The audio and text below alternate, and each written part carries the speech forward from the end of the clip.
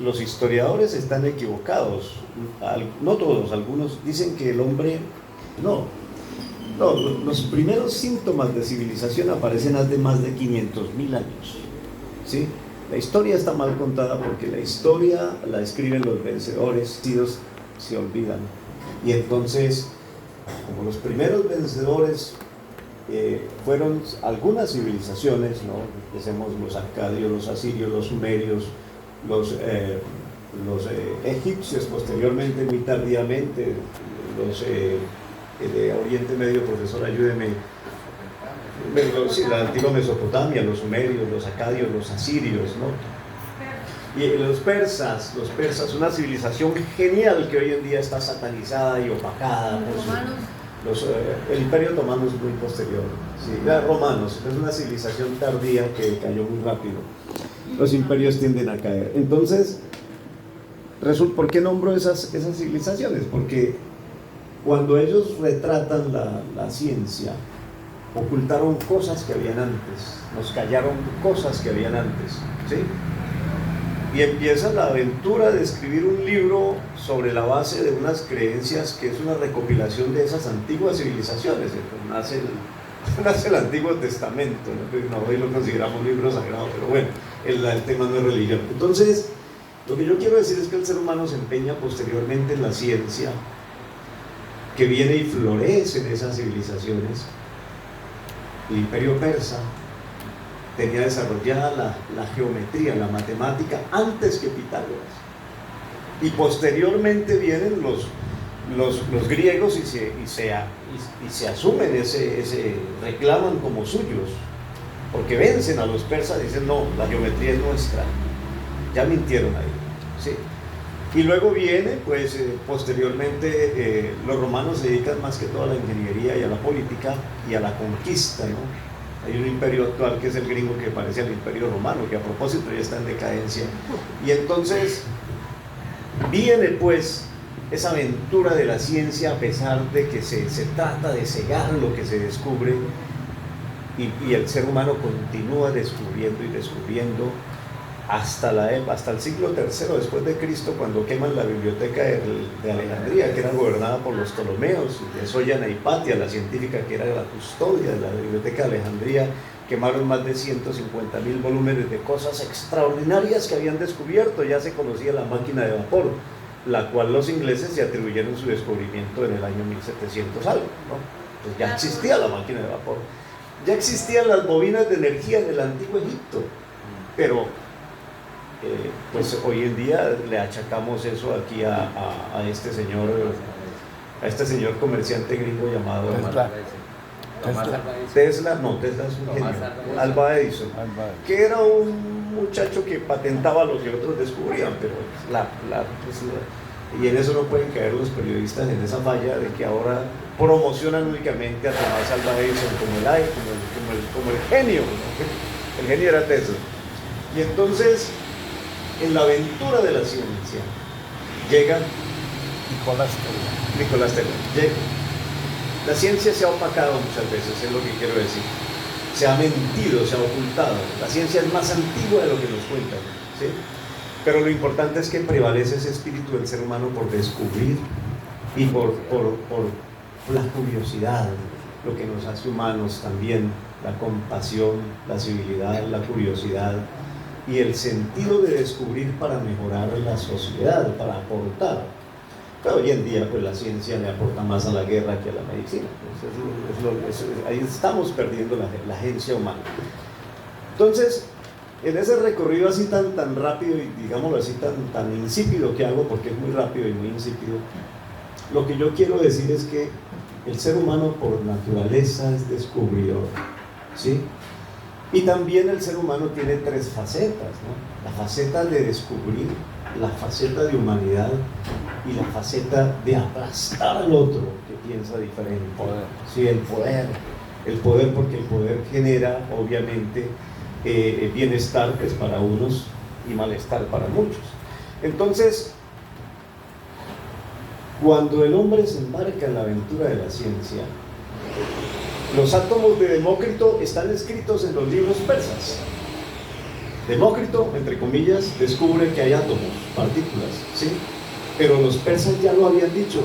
Pero si usted se pone a ver el prana hindú, 6.000 años antes de los, como unos 4.000 antes, no, perdón, 3.000 antes de los persas, los hindúes hablaban de los átomos y hablaban de la energía y del electromagnetismo y descubrieron el aura en las personas que llamaban iluminadas, ¿no? Que el aura no es nada más que todo nuestro bioelectromagnetismo que irradiamos en el cuerpo, porque en las mitocondrias de las células, que son unas pilas de energía, cuando todas se juntan generan un electromagnetismo, y el electromagnetismo o bioelectromagnetismo que genera el cerebro, que es una radiación bioelectromagnética que nos hace, sobre todo las mamás la tienen muy clara, cuando dicen a mi chino le pasó algo, y ahí está conectado con su muchacho de una manera bioelectromagnética, ¿no? ¿Sí? Entonces, resulta que para ya terminar de recorrer el tema de la cuántica, ¿sí? Se descubre que cuando yo toco esta mesa, no la atravieso. ¿Por qué no la atravieso? Porque los átomos de mi piel no se repelen con los electrones de los átomos de mi tejido, de mi piel o de mi cuerpo, se repelen con los electrones de los átomos de la madera, que son, ¿sí? Y eso no permite que podamos atravesarla, ¿sí?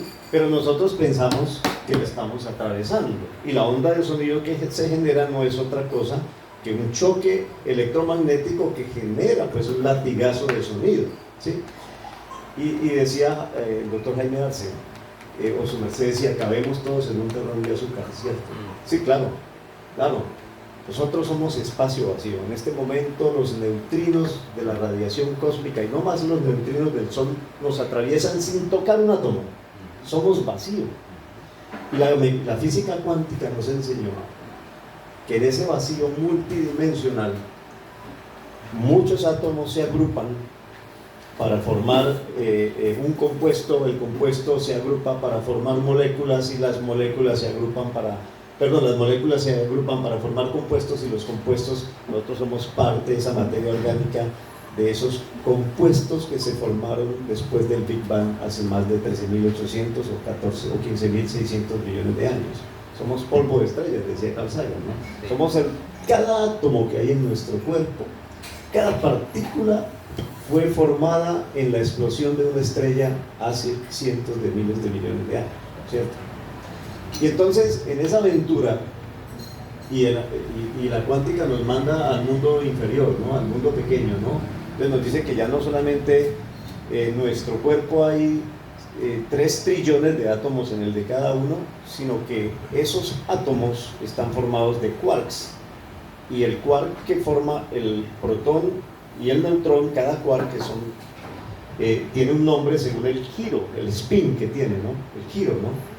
Los científicos le ponen unos nombres curiosos, ¿no? Alguno intentó ponerle el nombre de la esposa y no lo dejaron, pero bueno. Entonces resulta que y él dijo, bueno, yo no le pongo el nombre de mi esposa, pero le voy a poner encanto a ese cuarto, porque decía que la esposa era un encanto, es decir, lo regañaba cuando estaba de buen genio y lo aplaudía cuando no. Entonces resulta que debajo de esos quarks hay otras subpartículas, maestro, ¿cierto? Más hacia atrás, usted habla de lo infinitamente grande y de lo infinitamente pequeño, otro universo más abajo, y en ese universo reina una cosa parecida a la singularidad, que es el azar casi infinito, ¿no? La forma como esas partículas se agrupan a través de unas cuerdas de energía, que lo único que las sostienen son unas cuerdas de energía que lo llevan a múltiples dimensiones. Por eso nosotros, cuando morimos, que no sabemos con quién nos encontramos, algunos nos encontramos con la luz, porque tenemos organizado nuestro cuerpo, nuestro pensamiento, nuestras acciones de una manera correcta hacia la energía, y hay gente que ordena sus acciones, su pensamiento de una manera incorrecta hacia la oscuridad. En el universo cuántico existe la energía, la luz, y existe la oscuridad, y esa materia oscura es lo que no han podido todavía los científicos terminar de descifrar en términos de bariones, o sea, de partículas. Saliendo de ese relato tan efímero de la mecánica cuántica o de la física cuántica, ahora voy a lo grande. ¿cierto?, que hablaba el doctor Jaime.